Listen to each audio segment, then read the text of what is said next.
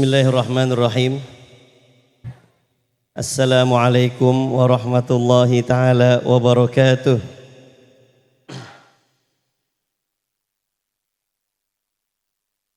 Sebelum kita mendengarkan ceramah dari tetamu kita, saya ingin mengenalkan beliau terlebih dahulu supaya kenal, karena tak kenal tak sayang. Beliau nama lengkapnya Asy-Syaikh Al-Alim Ar-Rabbani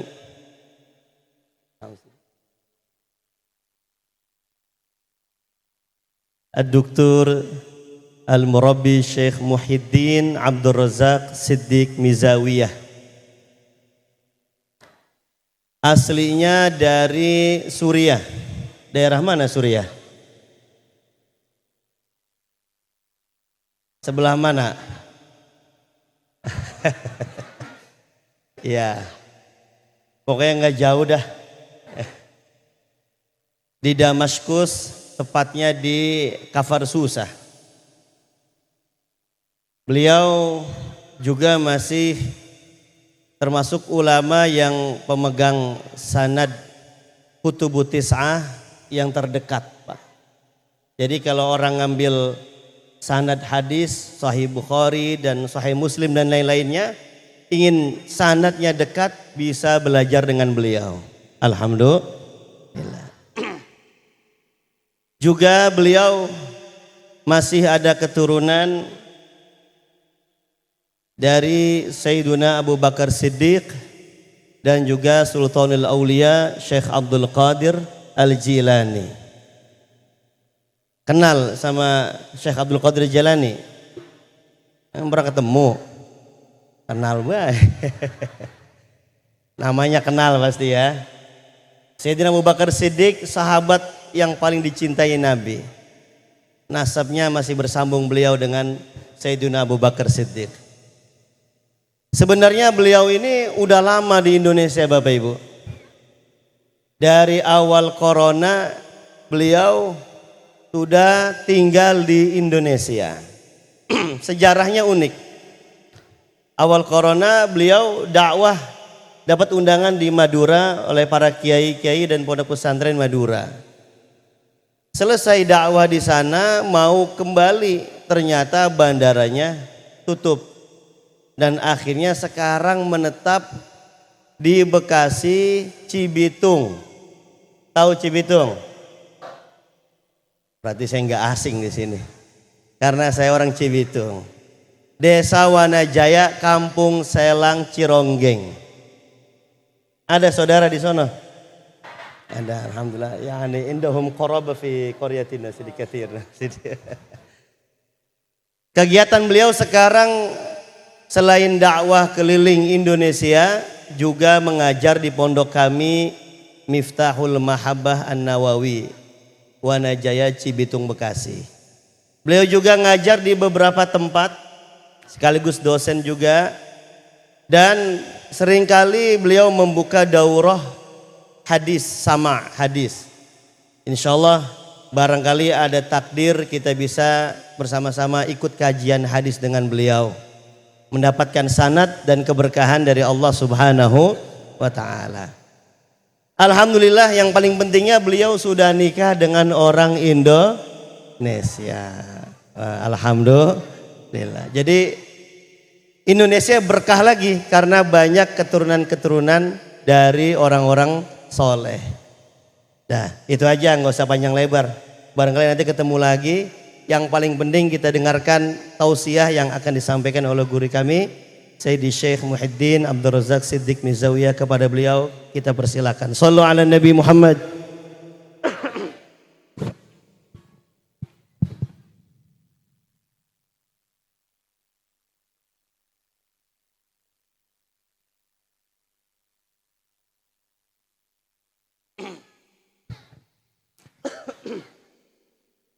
Bismillahirrahmanirrahim.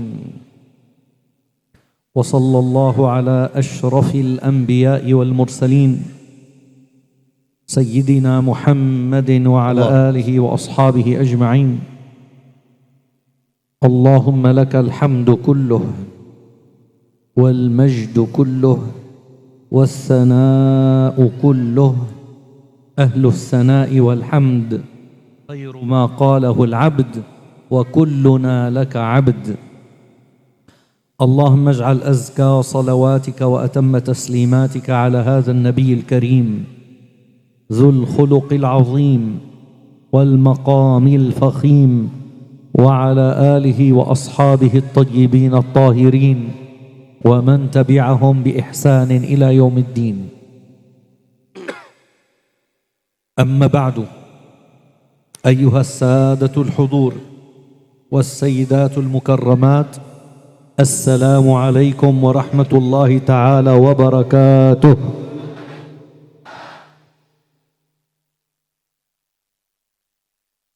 يسرني ويسعدني في هذه الساعة المباركة بلقائكم جميعا، وإني أشكر الله سبحانه وتعالى أن جمعنا في هذا المكان الطاهر. أشكر سيدي الشيخ العالم الفقيه الداعي إلى الله كنيف السنوسي حفظه الله تعالى ورعاه وأمده بمدده يا رب العالمين، والحبيب عبد الله العطاس وجميع من في هذا المجلس من أهل العلم والفضل الذين تشرفنا بهم. أسأل الله سبحانه وتعالى أن يمدهم بمدده يا رب العالمين. Pertama-tama beliau mengatakan pertemuan ini sangat membuat aku senang dan gembira bisa berjumpa dengan Bapak Ibu jamaah sekalian di tempat yang insya Allah tempat ini akan disucikan oleh Allah Subhanahu wa Ta'ala. Perkumpulan ini termasuk perkumpulan yang akan membawakan keberkahan dan kebahagiaan buat kita yang hadir. Kemudian beliau mengaturkan salam hormat kepada segenap para alim ulama, para habaib, para kiai, para asatidz, juga segenap panitia penyelenggara Maulid Nabi Muhammad sallallahu alaihi wasallam. Dan beliau khususkan kepada Kiai Haji Kunaifi Sanusi dan juga Al Habib Abdullah bin Ali Al-Attas dan segenap para kiai, para ustadz, para tokoh yang tidak disebutkan satu persatu namun tidak mengurangi rasa hormat dan ta'zim beliau kepada mereka semuanya. Semoga guru-guru kita dipanjangkan umurnya oleh Allah Subhanahu wa Ta'ala dan dalam lindungan kasih sayang Allah Subhanahu wa Ta'ala. أيها السادة، نحن اليوم نعيش في نافلة الوقت. نافلة الوقت، الفريضة وقتها طويل، فنحن في نافلة الوقت. لم يبق من أعمارنا أيها السادة أكثر مما مضى، وعندما نجتمع هكذا محتفلين بسيد الوجود صلى الله عليه وسلم أكرم الخلق على الله سبحانه وتعالى وأفضل المخلوقات على الإطلاق، نستذكر حياته عليه الصلاة والسلام وسيرته العطرة وسلوكه مع الصحابة الكرام وكيف بنى أمة عليه الصلاة والسلام كانت تعبد البقر وتعبد الشجر، وإذا جاعت شربت أكلت الشعر والدم.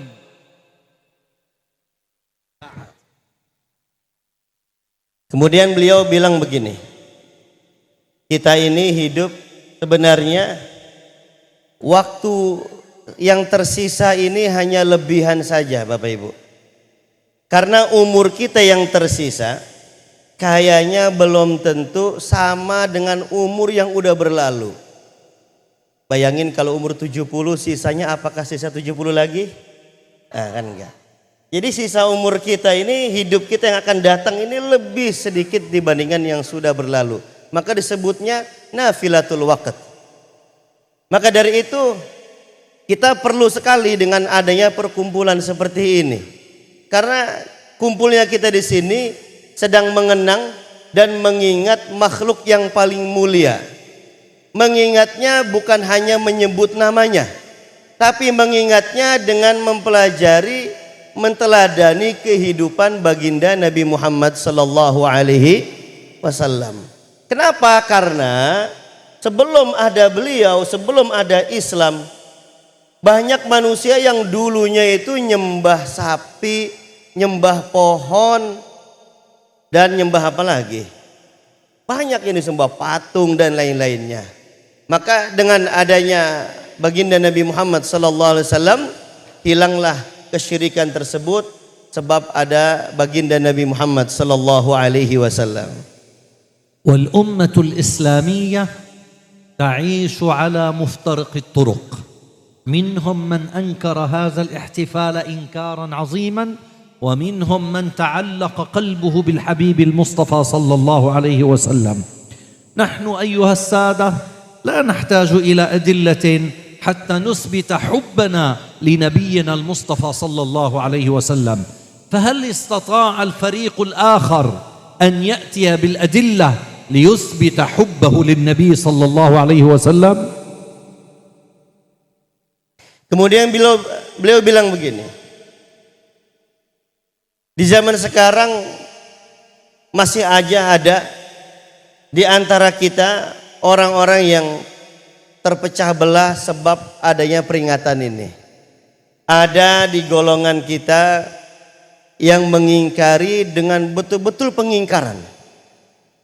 Acara maulid ini nggak ada dalilnya misalnya. Itu nolaknya benar-benar nolak. Ada juga di antara kita yang memang hatinya terikat terus cintanya dengan Nabi Muhammad sallallahu alaihi. Iya, mudah-mudahan yang hadir termasuk ini. Dan sebenarnya ketika kita berbicara cinta dengan Nabi, nggak perlu banyak omong cari dalil dengan mulut ingin membuktikan cinta kita kepada Nabi. Sedangkan mereka yang mengingkari peringatan Maulid, ya, belum tentu mereka bisa mengungkapkan dan memberikan bukti cinta mereka kepada Nabi Muhammad SAW melebihi bukti yang kita buktikan cinta kita kepada beliau dengan acara peringatan Maulid Nabi Muhammad SAW. فلا يوجد أكرم ولا أعظم ولا أجل ولا أشجع ولا أقدر ولا أعظم من سيدنا رسول الله صلى الله عليه وسلم.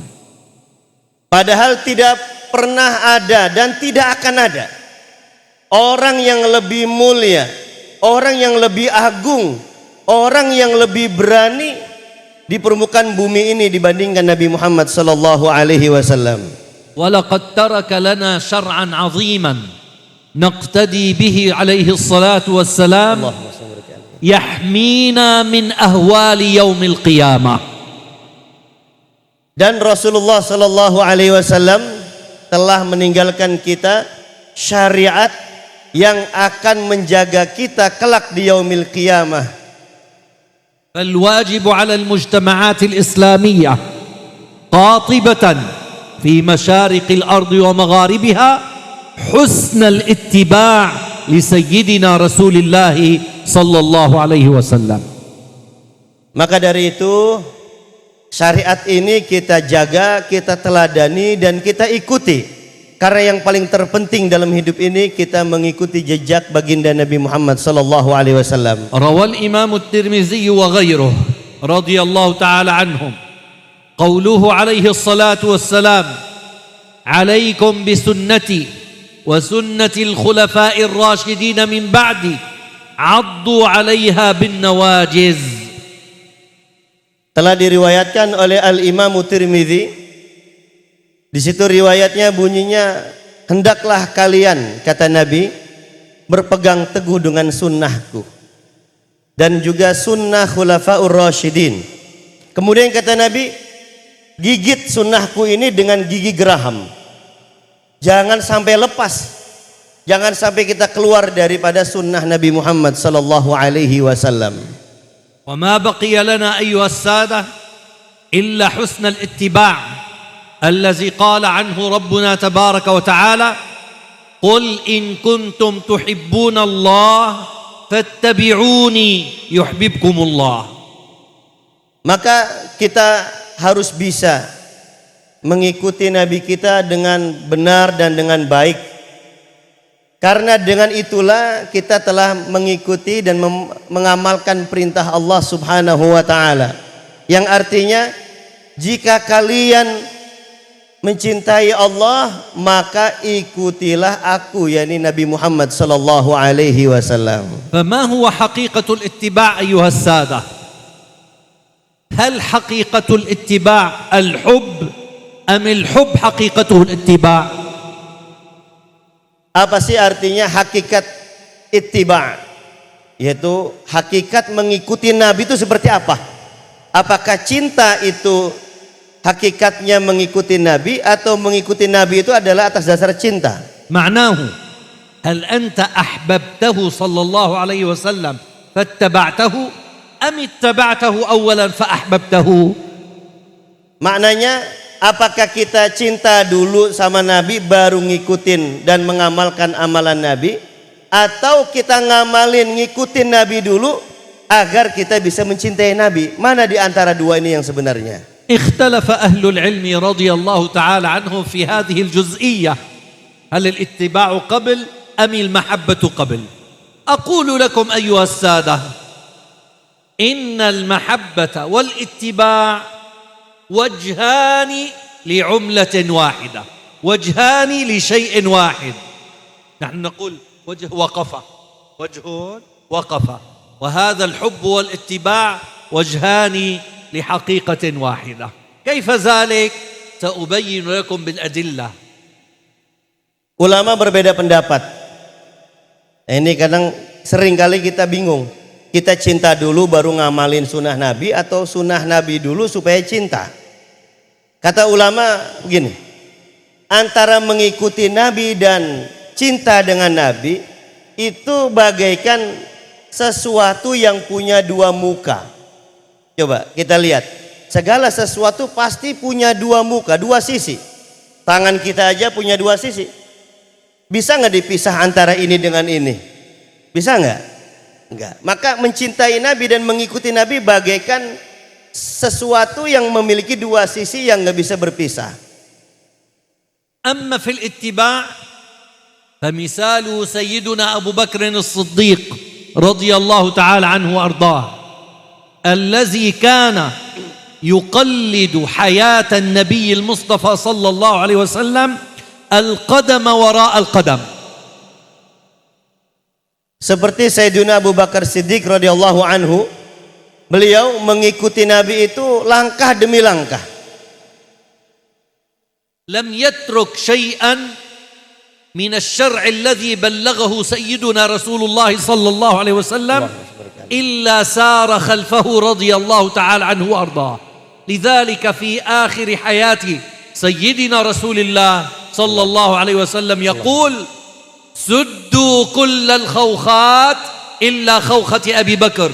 الخوخة الباب الصغير، إذا دخل الإنسان منه حنى رأسه هكذا. سدوا كل الخوخات إلا خوخة أبي بكر. فلا ينفع أن يكون الخليفة بعد سيدنا رسول الله إلا رجلا اتبع رسول الله القدم وراء القدم. Makanya Nabi Muhammad SAW itu melihat gini, Sayyidina Abu Bakar itu nggak pernah Pak ninggalin satu pun sunnah Nabi, nggak pernah. Setiap beliau melihat Nabi melakukan apapun pasti ditiru oleh Sayyidina Abu Bakar. Coba, iman kayak beliau ini sudah nggak ada tandingannya. Ya, kemudian bahkan Nabi sendiri memujinya dengan pujian, tutuplah semua pintu. Khawkhaw itu pintu kecil, kalau orang masuk perlu nunduk. Ini isyarat dari Nabi, tutup semua pintu kecuali pintunya Sayyidina Abu Bakar Siddiq. Ya, sehingga dari sinilah isyarat dari hadis ini menjadi bukti bahwa khalifah pelanjut setelah Nabi itu harus orang yang betul-betul mengikuti Nabi langkah demi langkah, jengkal demi jengkal. Dan itu hanya ada pada diri Sayyidina Abu Bakar Siddiq radhiyallahu anhu. لذلك قال عليه الصلاة والسلام لو وزن إيمان أبي بكر بإيمان هذه الأمة لرجح بها. Maka kata Nabi Muhammad sallallahu alaihi wasallam, andai imannya Sayyidina Abu Bakar ditimbang dengan imannya umat semuanya, umat Islam secara keseluruhan, ditimbang dengan iman Sayyidina Abu Bakar, niscaya imannya Sayyidina Abu Bakar lebih berat dibandingkan iman seluruh umat ini. Wa qawluhu alaihi salatu wassalam, ma tala'at syamsun wala gharabat ala afdala min Abi Bakar. Dan Nabi juga bersabda, tidak pernah ada satu hari pun sepanjang zaman ini matahari terbit dan terbenam menyaksikan ada orang yang seperti Sayyidina Abu Bakar Siddiq. Amma Sayyiduna al-Faruq عمر بن الخطاب رضي الله تعالى عنه لم يسمى بالفاروق إلا أنه فرق بين الحق والباطل. يقول عليه الصلاة والسلام لو كان من بعد نبي لكان عمر. Begitu juga Sayyidina Umar Al-Faruq, dijuluki Al-Faruq. Kenapa?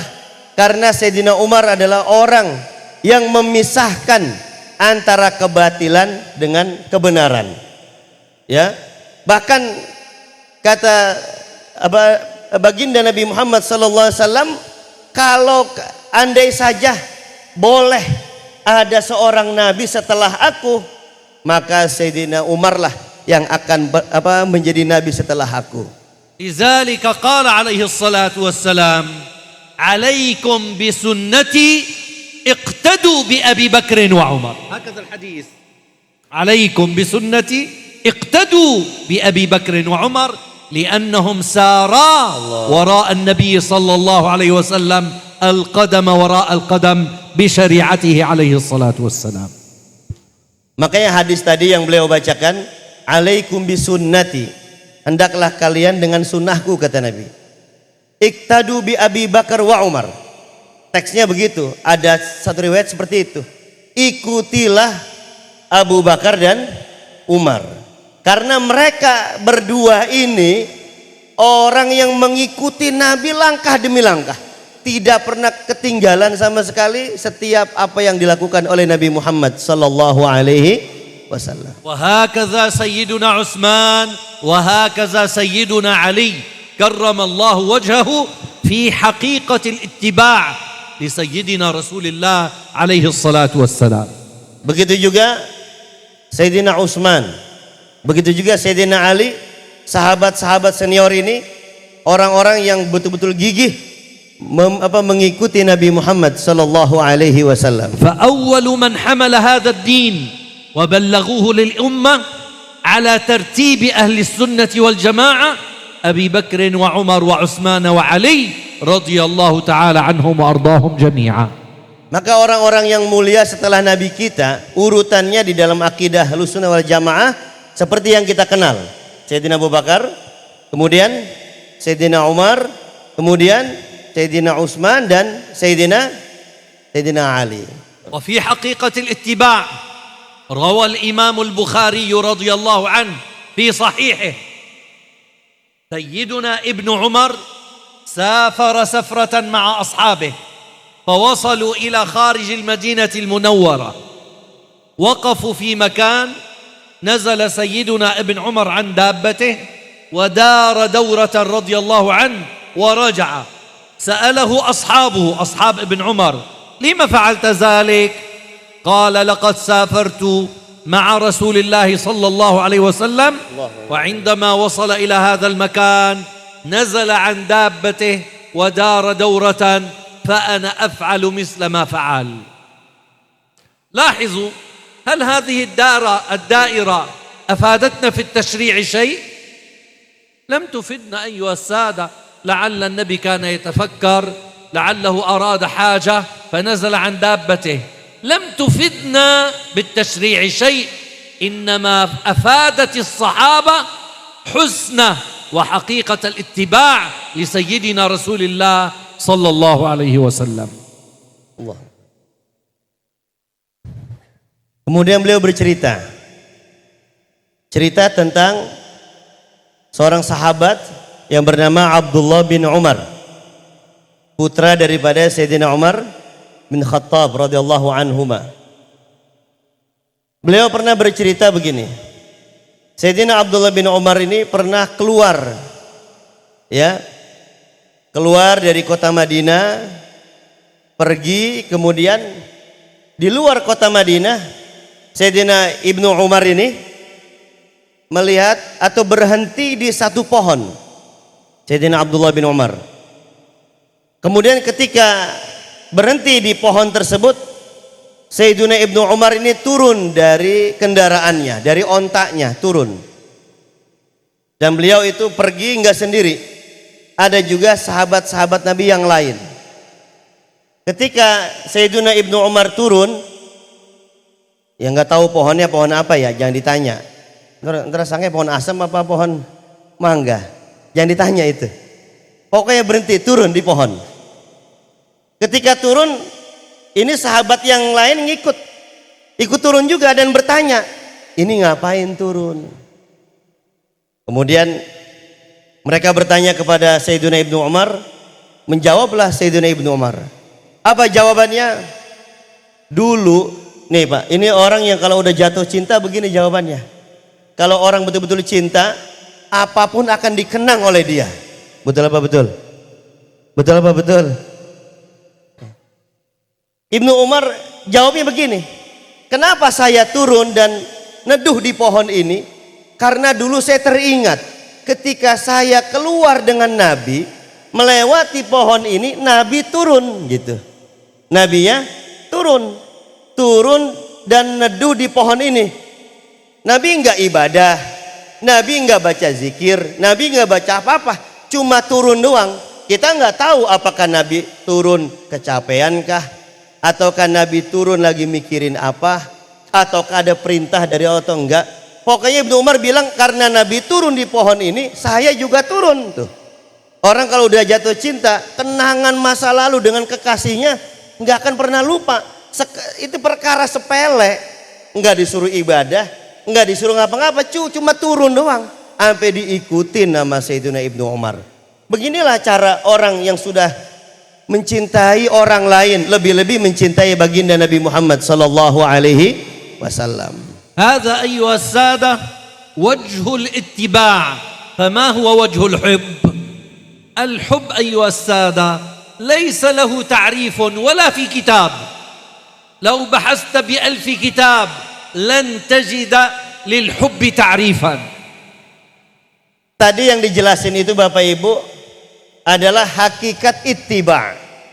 Paham nggak ittiba nih? Ittiba apa arti tadi? Biar nggak diartiin lagi itu. Itu hakikat apa? Ittiba, mengikuti Nabi. Tadi yang udah dijelasin beliau hakikat ittiba. Lalu bagaimana hakikat mahabbah? فالمحبة أيها السادة عرفتهم لو بحث بألف كتاب. Nah. Ada yang kelewat, beliau tahu. بقي قليل. Beliau sebenarnya kalau kita ngomong bahasa Indonesia tahu ini Bapak Ibu. ما هو الحب؟ Cuma kalau beliau ngomong bahasa Indonesia susah. Ya, jadi kalau saya tadi ngomong ada yang salah, beliau negur itu. Tadi ada yang kelewat. Kata beliau, definisi cinta itu tidak ada satu definisi yang disepakati oleh semua orang. Kalau kita mencari ribuan kitab, kita akan menemukan definisi cinta itu berbeda-beda, tidak sama sesuai orang yang sedang jatuh cinta.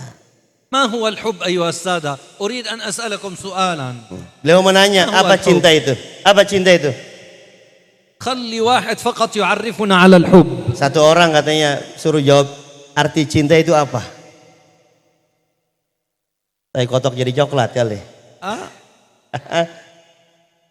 Rahmah Sidi. الرحمة. Nah, هذه آثاره. itu mah kesan dari cinta, bukan hakikat cinta. وكل من تكلم بالحب تكلم بالآثار ولم يتكلم عن معرفة الحب. Setiap orang yang berbicara cinta, sebenarnya yang diungkapin itu bukan hakikat cinta.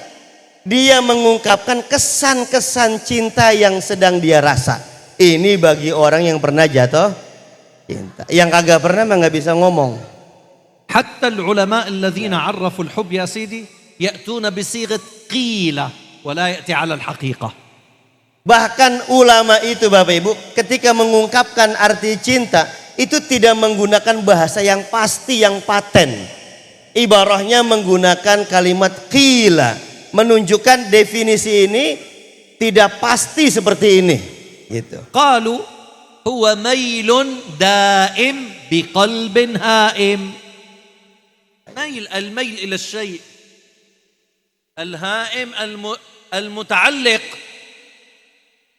Ada yang mengatakan begini, cinta itu kecenderungan hati, ya, mailul دائما يميل بالقلب الهائم.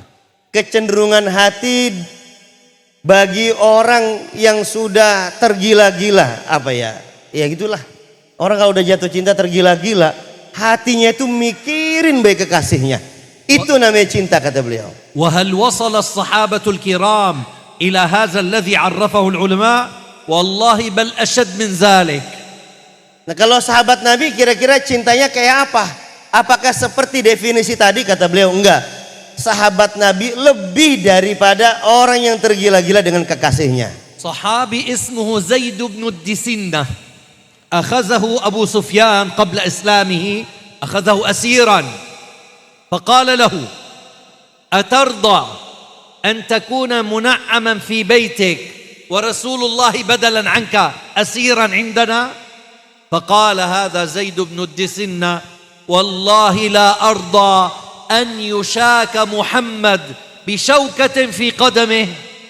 ثم قال أبو سفيان بعد هذا الكلام والله ما رأيت أحدا يحب أحدا كأصحاب محمد محمدا. لا أحبه بسنة. نعم. Ada satu seorang sahabat yang bernama Zaid bin Disinnah. Paham sih? Naam. Ini cerita beliau ini. Beliau pernah ditawan oleh Abu Sufyan sebelum masuk Islamnya. Zaid ditawan oleh Abu Sufyan, dipenjarakan. Kemudian Abu Sufyan ini mencoba penawaran dengan Zaid. Karena Abu Sufyan ini dulunya sebelum masuk Islam gedek banget sama Nabi kita. Apa gedek ya? Paham gedek Bapak Ibu? Apa gedek ya? Hah? Gondok. Gondok apa gondok? Kesel deh ya. Lebih dari kesel, parah ini. Lebih dari kesel gedek itu. Iya pokoknya begitulah. Sama Nabi kita itu benci banget. Ketika Zaid bin Disinnah diculik, ditawan, penawaran. Udah gini aja Zaid, ini kalau potongan kita makanya mah lewat iman kita ini. Iya. Karena penawaran begini, Zaid kan disiksa oleh Abu Sufyan, disiksa habis-habisan. Kemudian ditawar, kamu mau nggak? Kalau kamu pengen bebas, pulang ke rumah kamu, bertemu istri dan anak kamu, hidup enak. Kamu mau nggak? Mau. Tapi syaratnya itu Muhammad Sallallahu Alaihi Wasallam, kamu bawa dia kemari, ditukar oleh kamu. Tuh, kita diculik, ditawan, disiksa, terus ditukar sama guru kita. Kita mau apa kagak? Sama ustadz kita? Ilok ah, gak percaya. Itu ditukar, mau nggak? Apa kata Zaid? Ini jawaban Zaid. Ini melebihi cinta pada umumnya manusia. Apa kata beliau? Jangankan ditukar aku dengan Nabi Muhammad Sallallahu Alaihi Wasallam, tukar tempat. Jangankan itu, andai Nabi kena duri saja, aku tidak rela kakinya kena duri. Kalau bisa, jangan Nabi yang kena duri, aku aja yang kena duri. Sekecil itu orang yang mencintai Nabi tidak akan rela kekasihnya sakit, apalagi menggantikan posisinya disiksa dan ditawan. Subhanallah.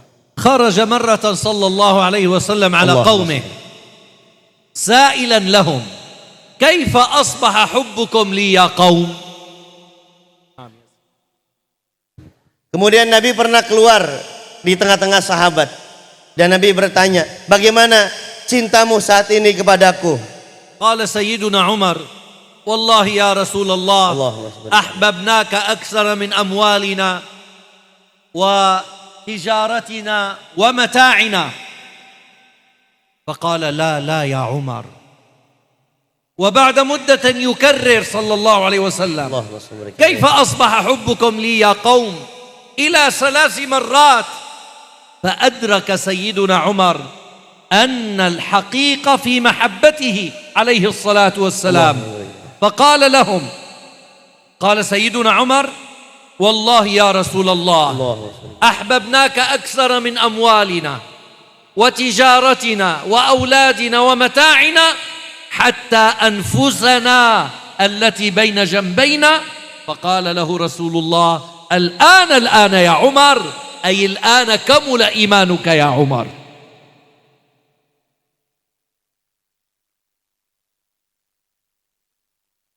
Kemudian tadi saya ulang lagi.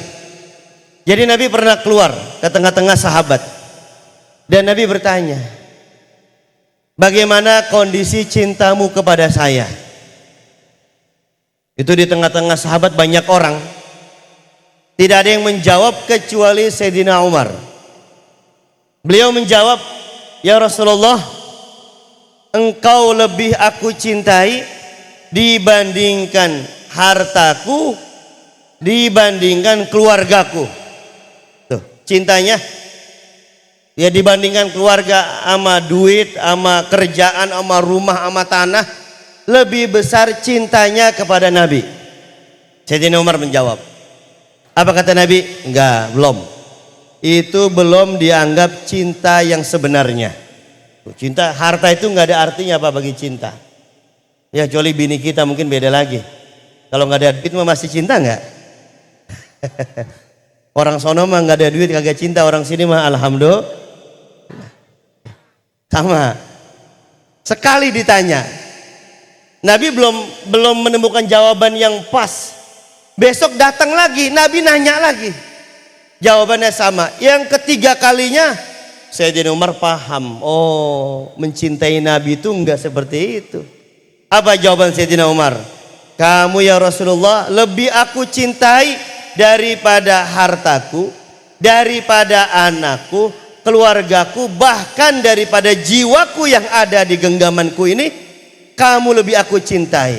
Nyawa enggak ada artinya bagi orang yang kita cintai. فهذا أيها السادة هو الاتباع وهذا هو الحب. فلما اتبعوه أحبوه ولما أحبوه اتبعوه. Maka kemudian kata Nabi, saat inilah baru sempurna imanmu, sempurna imanmu. Maka dari situlah ada orang yang mengikuti Nabi baru bisa mencintainya, ada orang yang mencintai Nabi dan mereka mengikuti Nabi Muhammad sallallahu alaihi wasallam. فقل لي بربك أيها المسلم مع أي الفريقين أنت. Maka sekarang nih kita kira-kira kita kalau nanya sama diri kita tergolongnya orang yang cinta dulu baru mengikuti atau ngikutin dulu baru cinta? Tanya sendiri dan jawab sendiri kata beliau. مع أهل الاتباع أم مع أهل المحبة؟ Kita tergolong orang yang ittiba atau orang yang mahabbah dulu? وفي الحقيقة إنما هو شيء واحد. Padahal hakikatnya kedua-duanya sama saja. اللهم فرحنا Amin ya Rabb. يوم لقائك Amin ya Rabb. وفرحنا بلقاء نبيك المصطفى صلى الله عليه وسلم. Amin. اللهم اسقنا من حوضه آمين. شربة هنيئة لا نظمأ بعدها آمين. أبدا يا رب العالمين. وأدخلنا جميعا في شفاعته صلى الله عليه وسلم. اغفر اللهم لنا ولأشياخنا ولآبائنا ولأمهاتنا ولجميع المسلمين والمسلمات الأحياء منهم والأموات. وصلى الله على سيدنا محمد النبي الأمي وعلى آله وصحبه وبارك وسلم. والحمد لله رب العالمين وجزاكم الله تعالى خيرا. والسلام عليكم ورحمة الله تعالى وبركاته. Kemudian beliau di akhir berdoa untuk kita. Semoga Allah senantiasa menggembirakan kita.